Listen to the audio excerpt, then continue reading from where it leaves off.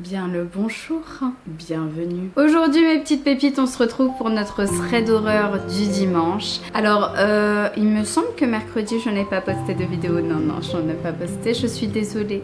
Voilà, j'avais pas le cœur à ça et je me suis promis de filmer que quand j'en avais le cœur. Donc voilà, nous nous retrouvons aujourd'hui du coup. Je vous ai sélectionné non pas 3 mais 4 histoires que vous m'avez gentiment envoyées sur mon adresse mail cam.témoignage@gmail.com et ma foi, ne perdons pas une seule seconde de plus et c'est parti pour la première histoire. Père Castor, raconte-nous une histoire. Salut Cam, je voudrais rester dans l'anonymat, s'il te plaît, donc appelle-moi Aïcha. J'habite au Sénégal. Cette histoire s'est déroulée il y a à peu près 6 ans. J'avais 12 ans à l'époque. Mon père est un homme très religieux, alors il lui arrive très souvent de se lever au milieu de la nuit pour faire des prières et réciter du Coran avant la prière du matin. Un jour, je dormais dans ma chambre avec ma mère et ma sœur. On avait fait une nuit cinéma toutes les 3 et on a fini par s'endormir toutes sur le même lit. Bref, il était environ 3 heures du matin quand je me suis réveillée brusquement comme si quelqu'un me regardait fixement. Je me suis levée, j'ai allumé la lampe, mais il n'y avait personne. Il faut savoir que je suis une fille à qui ça arrivait souvent de voir des choses effrayantes quand j'étais jeune. C'est devenu un peu une routine, donc je n'avais pas forcément peur. Seule devant la porte, j'ai eu soudainement envie de faire pipi. Même si mon instinct me disait de ne pas sortir de la chambre, je l'ai quand même fait. Il fallait descendre les escaliers pour aller aux toilettes car ils étaient en bas. En me dirigeant vers les toilettes, je vois un homme habillé en blanc, assis devant la télé. Sur le moment, je pensais que c'était mon père. Comme je vous l'ai dit, c'est quelqu'un qui dort très peu la nuit. Donc je lui ai passé le selam, mais bizarrement, il ne m'a pas répondu. Je souligne que mon père me répond toujours quand je lui passe le selam. Bref, j'y prête pas trop attention et je me dirige vers les toilettes. Je finis par sortir et il y avait toujours cet homme devant la télé, mais cette fois-ci, il avait un chapelet dans sa main. Pour ma part, je pense toujours que c'est mon père, donc je n'ai pas peur. Je remonte les escaliers et je me dirige vers ma chambre. Et c'est en traversant le couloir que j'aperçois mon père, assis sur son lit, tenant aussi son chapelet à la main. Pendant un instant, je me suis figée et avec des mains tremblantes, je passe le selam à mon père et il répond à mon selam en me disant d'aller vite me recoucher. Moi, tétanisée, j'avance sans regarder en bas de l'escalier. Une fois dans ma chambre, je me couche près de ma mère et je me couvre de la tête aux pieds en me posant sans cesse la même question. Qui est l'homme sur le canapé devant la télé ? J'ai presque pas réussi à dormir cette nuit-là. Le lendemain, j'en parle à mon père. Et il me répond qu'il a aussi vu cet homme très souvent traîner dans le salon, mais qu'il est pieux, car il l'attend parfois pour lire le Coran. Même si je sais que c'est un djinn musulman, il n'empêche qu'il me fait peur. Voyant à quel point j'étais affectée par cet événement, mon père a décidé qu'il valait mieux de déménager. Ça fait 6 ans depuis et je vis toujours des événements paranormaux, mais j'ai de moins en moins peur désormais car je sais que ce ne sont pas des djinns qui me veulent du mal. Merci ma pépite pour ton histoire. C'est fou que ton papa te réponde aussi tranquillement. Ah oui, l'homme devant la télé, t'inquiète, il est pieux. C'est fou. Il a une foi tellement intense qu'il n'a même pas peur de cet homme. Alors oui, effectivement, c'est possible que ça soit un djinn pieux musulman. Cependant, dans la religion musulmane, on dit qu'on ne peut pas voir les djinns dans leur forme. Donc c'est sûr qu'il a pris l'apparence d'un homme habillé en blanc, tenant un chapelet dans la main. Donc oui, les djinns musulmans existent. Hein. C'est une croyance... c'est un fait dans la religion musulmane. Donc moi, ce qui m'a surpris, c'est le fait que ton papa en parle de façon très normale. Oui, il m'attend souvent pour lire le Coran. En tout cas, merci ma pépite pour ton histoire et je vous propose qu'on passe tout de suite à la deuxième histoire. Père Castor, raconte-nous une histoire.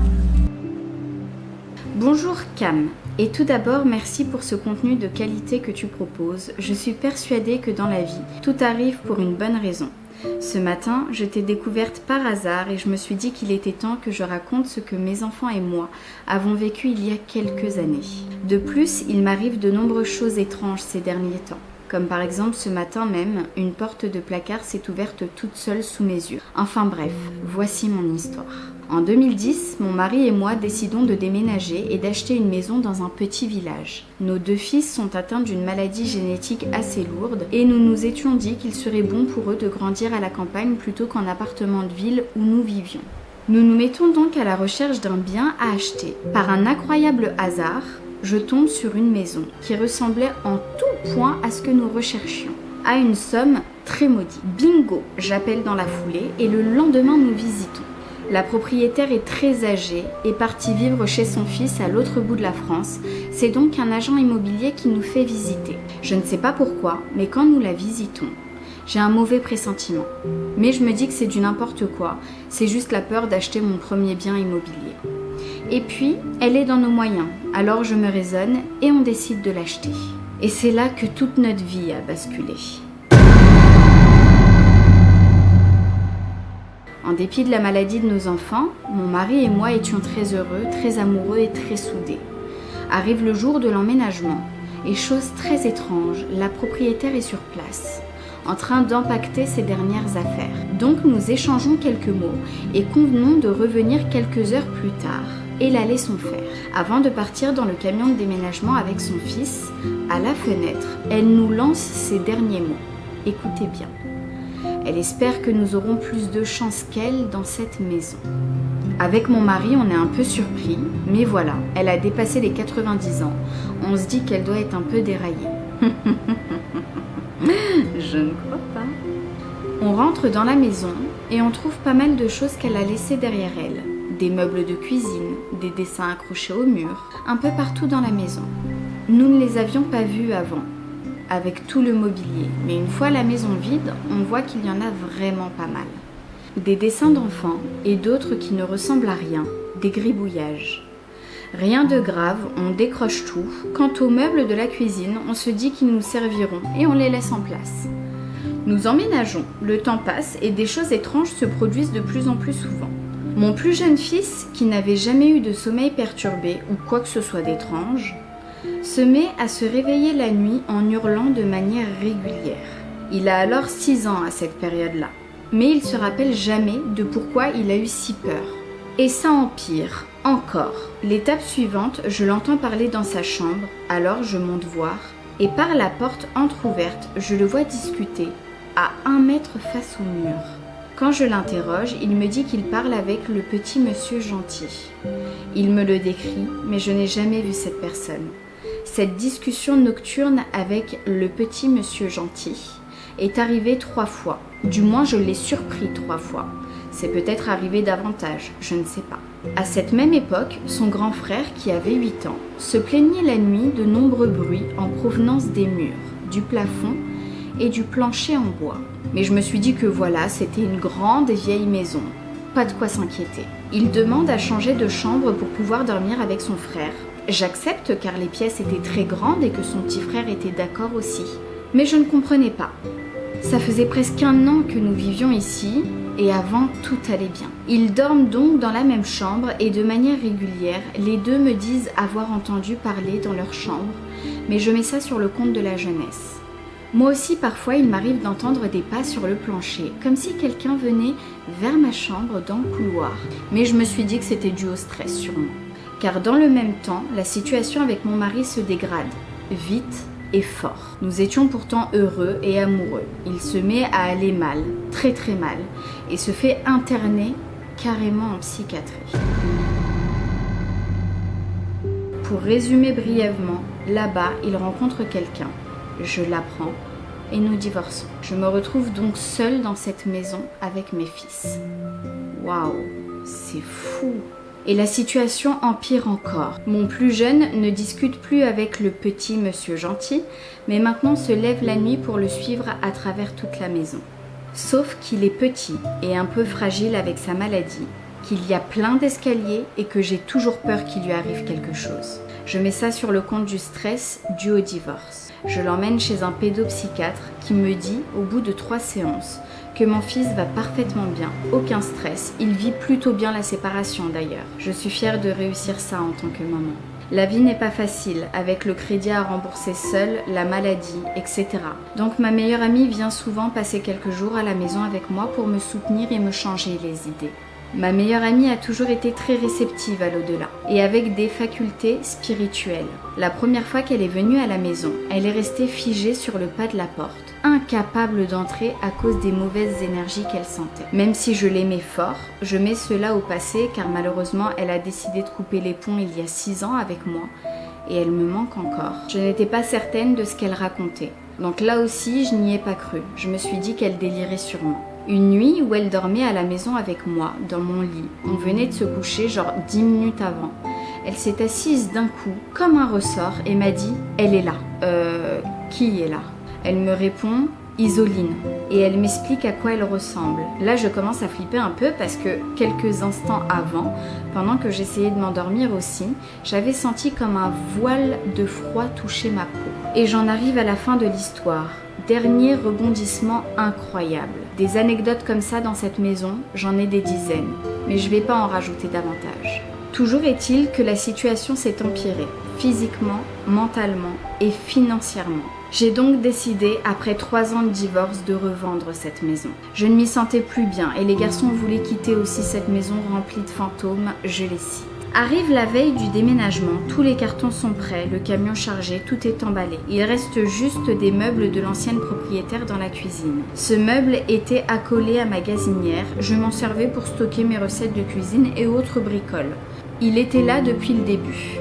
Mais cette veille de déménagement, je ne sais pas pourquoi, je me rappelle que j'y ai laissé mes recettes et donc j'ouvre le tiroir du haut. Je trouve un dossier dans une pochette en carton, avec de la poussière dessus, des insectes morts. Bref, c'est là depuis longtemps sans avoir été touché. Ce dossier contenait diverses informations sur la maison, et surtout des articles de journaux, dont un mentionnait le suicide d'une certaine Isoline, quelques décennies auparavant dans ma maison. Et un autre, dans ma maison aussi, la mort d'un petit monsieur. Il y avait une photo, il ressemblait à celui que mon fils m'a décrit. Ce soir-là, j'ai su que toutes ces choses-là existaient et que ma maison était bel et bien hantée. Je n'ai pas fermé l'œil de la nuit. Quelques heures plus tard, nous déménagions. Et depuis, mes fils n'ont plus jamais fait de terreur nocturne, ni reparlé de bruits étranges ou de petits monsieur. Mais moi, je crois maintenant à l'au-delà avec certitude. Je n'avais jamais voulu y croire, même s'il y avait des photos prises dans ma maison sur lesquelles des choses paranormales apparaissaient. Et même si ma meilleure amie sentait une mauvaise présence, même si mes fils étaient terrifiés, je ne pouvais pas y croire. Ça n'était pas possible dans mon esprit de scientifique étriqué. Mais tout a changé. Quant au père de mes enfants, il m'a dit qu'une fois avoir déménagé, il s'était senti comme délesté d'un poids et n'a plus jamais été dépressif. Toujours est-il que depuis quelque temps, donc 8 ans après mon déménagement, il se passe à nouveau des choses étranges autour de moi. Rien qui fasse peur, je n'ai jamais eu de sensation bizarre dans ma nouvelle maison. Mais je ne sais pas, j'ai l'impression que quelqu'un essaye d'entrer en contact avec moi. La suite au prochain épisode. Waouh ma pépite, ton histoire elle est excellente. Est-ce qu'on en parle de la copine très réceptive au paranormal, à l'au-delà, qui dit Isoline est là, frère. Et toi, quelques temps après, tu trouves chez toi un article de journal qui dit qu'une certaine Isoline est décédée dans cette maison. Comment j'ai la chair de poule. Isoline, frère. Tu m'aurais dit Marie, je t'aurais dit prénom commun, utilisé de nombreuses fois, bon, probabilité, etc. Mais Isoline, qui connaît ce prénom? En tout cas, ton histoire est excellente. Je ne vais pas dormir de la nuit, ça va être génial. Merci beaucoup ma pépite pour ton histoire. C'est pour ça, s'il vous plaît, quand il se passe des trucs trop chelous dans votre vie, vous vous entendez plus avec votre chéri, mari, tout ce que vous voulez, que des disputes, il y a un changement brutal depuis que vous avez emménagé quelque part, des problèmes de maladie, la santé part, etc. Quand il y a trop de choses depuis que vous avez emménagé quelque part ou fait quelque chose, vraiment essayez de faire des ruqya, donc des séances d'exorcisme, parce qu'il y a un truc, ça va pas, il y a un truc. Sur ce, voilà, j'ai adoré cette histoire. Passons tout de suite à la troisième histoire. Père Castor, raconte-nous une histoire. Bonsoir Cam, je m'appelle Véronique et j'ai 59 ans et suis une fervente fan de tes récits que je ne loupe en rien chaque dimanche. Merci beaucoup Véronique. Du coup je te fais un gros bisou. Tu es un régal de gentillesse, de compréhension, donc c'est grâce à toi que je décide aujourd'hui de confier ce qui m'est arrivé quand je n'avais que 7 ans. Merci. À l'époque, jamais au grand jamais je n'avais entendu parler de paranormal, d'entités ou même de démons. À part quelques livres de méchantes sorcières dans les contes pour enfants, mais ça s'arrêtait à ce niveau.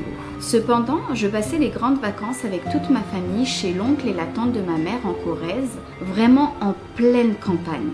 Nous n'avions qu'un seul couple de personnes âgées comme voisins, proches du jardin potager de l'oncle et de la tante. Ils avaient au fond de leur jardin des clapiers avec des lapins ainsi qu'un poulailler. Ce détail aura son importance dans mon récit. Un soir, il faisait très chaud. C'était à la limite de la canicule. Et toute la famille veillait très tard le soir par cette forte chaleur. Ils prenaient les chaises de la maison, les mettaient dehors sur le devant de la maison. Et ils discutaient avec les voisins jusque tard dans la nuit. Nous, les enfants, mon frère plus jeune, ma sœur aussi, nous aimions courir ou nous cacher dans les branchages devant la maison. Étant plus intrépide et téméraire qu'eux, j'ai décidé d'aller me cacher au fond du jardin, près des clapiers à lapins. Aussitôt, j'ai eu l'impression que la nuit s'était brusquement assombrée. J'étais d'un coup dans le noir complet. J'ai senti totalement 2 mains me tenir par la taille derrière mon dos, comme lorsque l'on monte derrière quelqu'un sur une moto. Je me suis retournée très vite, il n'y avait bien évidemment absolument rien, ni personne. Mais je sentais très nettement quelque chose, une présence invisible tout près de moi. Mais le plus terrifiant a été que j'ai entendu un sifflement très aigu, très fort dans mes oreilles. Incapable de faire un pas, je me suis contentée de hurler extrêmement fort. Aussitôt, toute la famille qui était réunie ont accouru affolée pensant que j'étais tombée ou que je m'étais blessée. Je ne savais pas comment expliquer ce que je venais de subir. Je me suis juste contentée de dire que j'avais entendu quelqu'un siffler et du coup que j'ai eu très peur. Personne n'a pensé au paranormal évidemment. Les voisins ont rigolé de ma peur en expliquant à mes parents qu'ils avaient des cochons d'Inde, 3 cochons d'Inde, dans les clapiers à lapins et que c'était sûrement eux qui avaient couiné, que ce n'était pas bien grave et m'ont invité à venir les voir le lendemain. Cependant, bien que je n'avais que 7 ans, je savais très bien au fond de moi qu'un sifflement aussi fort qui m'avait vrillé les oreilles et avec une telle puissance ne pouvait pas provenir d'un si petit animal. Surtout au loin dans un clapier. Et cette brusque noirceur de la nuit qui s'était abattue d'un coup et qui s'est dissipée dès que j'ai hurlé, cette pression sur mes hanches en plus. Cet événement, jusqu'à aujourd'hui, est resté dans mes souvenirs tant j'ai ressenti une peur et une sensation inexpliquée. Merci beaucoup Véronique pour ton histoire. C'est fou parce que tant d'années après, tu te souviens de ce moment de ta vie. Pourtant, tu étais si petite à 7 ans. Ça veut dire qu'il t'a vraiment choqué. Moi, je te crois parfaitement. Je pense pas que ça soit les cochons d'Inde. Je pense juste que dans la nuit, comme ça, il y a des choses bizarres qui s'y cachent. Et donc, quand ils ont vu une enfant, c'est pur une enfant, c'est très pur. Donc, adorer des djinns, des démons aussi. C'est quelque chose qu'ils adorent, ça, les enfants comme ça. Donc, forcément, quand tu étais toute seule dans cette pénombre, quelque chose a voulu, on dirait te prendre, quoi. Si la chose t'a pris par les hanches, j'ai l'impression qu'elle a voulu te prendre vers elle. Enfin bref, voilà comment nous mettre les frissons. Sur ce, merci infiniment Véronique pour ton histoire. Passons tout de suite à la quatrième et dernière histoire. Père Castor, Père Castor, raconte-nous une histoire. Salam alaikum Cam, j'espère que tu vas bien. Alaikum salam, ça va aller. Je vais te faire un témoignage qui m'est arrivé il y a quelques années. Je m'appelle Selena et mon histoire se passe lorsque j'ai 18 ans. Aujourd'hui, j'en ai 21. Ça se passe en Île-de-France, plus précisément à Nanterre dans le 92. Je vis dans un appartement assez petit d'un immeuble de 4 étages. Durant l'été 2019, mes parents partent en séjour d'une semaine. Pour mon père, c'était une mutation pour son travail, mais pour ma mère, c'était clairement des vacances. Je me retrouve donc seule chez moi, puisque ma sœur décide de passer la semaine chez mon oncle, qui habite même pas à 5 minutes de chez mes parents. Je passe la première journée seule chez moi. Je vais pas te mentir, mais je m'ennuie à mourir. Je passe la nuit seule et ayant extrêmement peur du noir, je laisse mes LED allumés qui sont au-dessus de mon lit accrochés sur le mur. Le lendemain, je décide d'appeler plusieurs amis à passer la semaine chez moi pour ne pas rester seule. Bien évidemment, ils acceptent tous, à l'exception d'une amie qui devait rester auprès de sa mère. Et ce que nous savions pas, c'est qu'elle avait pris la meilleure décision de sa vie. Les autres invités arrivent vers 15h. Il y avait 2 garçons et une fille, à savoir que les garçons sont 2 jumeaux. Et par anonymat, nous allons les appeler Charlotte, John et Carl.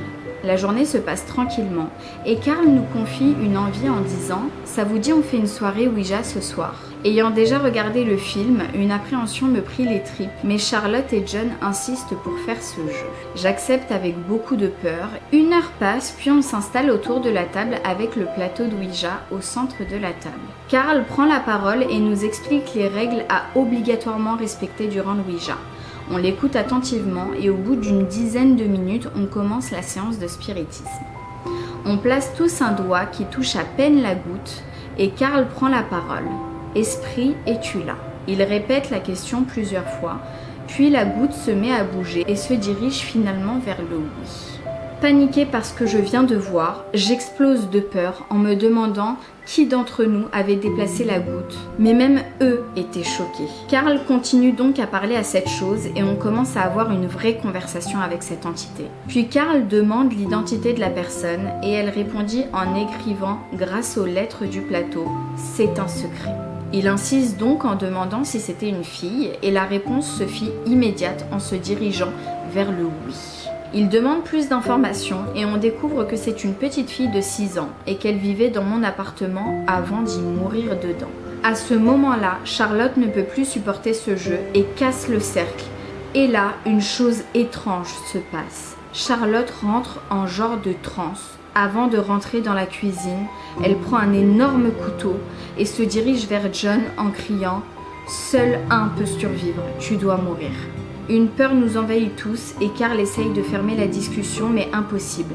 Charlotte étant possédée par une chose qui essaye de tuer John, je décide d'allumer la lumière et Charlotte tombe tout de suite au sol, inconsciente. On essaye tous de la réveiller mais rien ne se passe. À ce moment, à nous 3, on ferme la porte entre les esprits et le monde réel et on range le plateau dans mon meuble. Mais ce qu'on ne savait pas, c'est qu'on avait enfermé quelque chose dans notre monde. En voulant nous changer les idées, on décide d'avoir l'idée la plus ridicule, mais ça nous a tellement apaisés, c'est de regarder le monde de Nemo sur Disney+. Enfin calmé et ayant redescendu au niveau d'adrénaline, on part dans ma chambre pour ensuite nous reposer. Je m'allonge aux côtés de Charlotte et les jumeaux dans le lit de ma sœur. La nuit passe, tout le monde s'endort sauf moi. Je me sens observée au coin de ma chambre. Je n'ose pas regarder, dû à la forte présence qui émane du côté de ma chambre. J'essaye tant bien que mal de m'endormir et j'y trouve enfin le sommeil après 2 heures d'oppression. Le lendemain matin, seuls Carl et John et moi nous nous réveillons. Charlotte dort toujours, donc on préfère ne pas la déranger. On attend donc le réveil de Charlotte, mais à 15h, elle n'était toujours pas réveillée.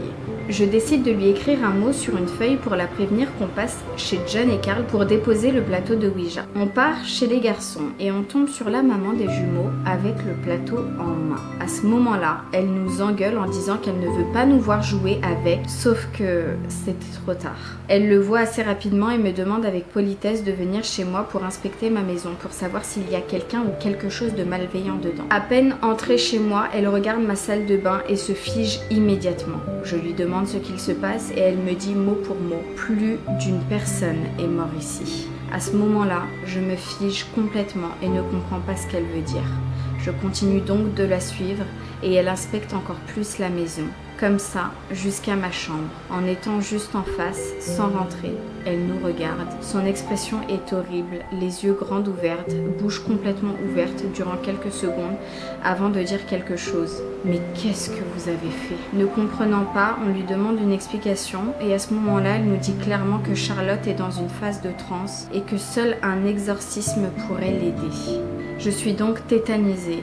Et je décide de lui parler de ce que j'ai ressenti hier soir. Elle écoute attentivement et explique que la chose que j'ai ressentie se trouve dans ma salle de bain et qu'il ne faut pas rester ici. Elle nous explique aussi que si on reste une nuit de plus dans l'appartement, on sera donc tous possédés par cette chose. Sans perdre de temps, je décide de partir chez mon oncle avec mes 2 amis pour rejoindre ma sœur.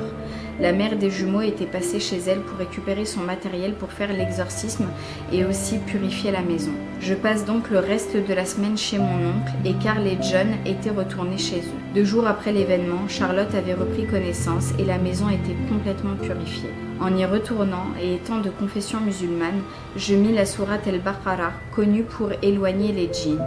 Mes parents rentrent en fin de voyage et plus aucun phénomène n'était arrivé chez moi. J'ai bien sûr remercié la maman de Carl et John pour avoir purifié la maison et avoir enlevé cette possession sur Charlotte. En parlant de Charlotte, elle ne se souvenait plus du tout de la soirée Ouija ainsi que sa possession. Les jumeaux et moi avons décidé de garder ce secret. Alors, si elle regarde tes vidéos, Cam, elle saura ce qui s'est passé ces jours-là. Bonjour, Charlotte. Je précise que cette histoire est complètement vraie et que rien n'a été inventé. Passe une excellente soirée ou une excellente journée. Ça dépendra du moment où tu lis cette histoire. Merci infiniment, ma pépite, pour ton histoire. Alors, je vais pas te mentir. Quand j'ai lu ton histoire, je me suis demandé, est-ce que c'est pas abusé? Est-ce que c'est pas une histoire inventée? Après, je pars du principe où je fais confiance, absolument confiance à mes pépites. Parce que déjà, moi, j'ai vécu une histoire de fou. Donc, je me dis, pourquoi pas les autres, tu vois? Ton histoire, elle est absolument folle. La phase de, elle va dans la cuisine, elle prend un couteau et elle dit, il n'y en a qu'un seul qui survivra, tu dois mourir. Moi, à ce stade-là, j'aurais fait un malaise, tu vois. Déjà, bam, par terre. Première décédée, c'est moi. Non, sincèrement, elle est ouf. Elle est juste ouf, ton histoire. N'hésitez pas à me dire en commentaire, mes pépites, de ce que vous en avez pensé. Sur ce thread d'horreur est terminé. J'espère qu'il vous a plu, comme d'habitude. Vraiment, n'hésitez pas à lâcher un like. Ça vous prend vraiment 2 secondes. Après, si vous écoutez cette histoire en faisant votre ménage, etc. et que vous avez la flemme d'aller jusqu'à votre téléphone, lâchez un like. Franchement, je vous comprends. La vérité, je vous comprends. Là, il n'y a pas de souci. Mais si tu es devant ton téléphone... mais tu peux me mettre un petit like. Tu peux également t'abonner si ce n'est pas déjà fait. Je sors des threads d'horreur tous les dimanches, enfin quand je peux. Donc n'hésite pas, vraiment n'hésite pas. Je te laisse mes réseaux sociaux par-ci par-là, TikTok et Instagram. J'y suis active souvent. Donc n'hésite pas à t'abonner. Hein. On fait bientôt le 1 million sur TikTok. D'ailleurs, je vous ai demandé pour le 1 million sur TikTok, qu'est-ce que vous aimeriez comme cadeau? Et vous m'avez dit 1 heure de thread d'horreur. Donc là, je suis en train de préparer les histoires parce que 1 heure de thread d'horreur, ça va m'en faire des histoires. En tout cas, n'hésitez vraiment pas à vous abonner, Instagram, TikTok, etc. Sur ce, moi, je vous embrasse très très fort. Je vous dis à très vite pour une prochaine vidéo YouTube. S'il te plaît, ne regarde pas derrière toi. Ring around the rosy.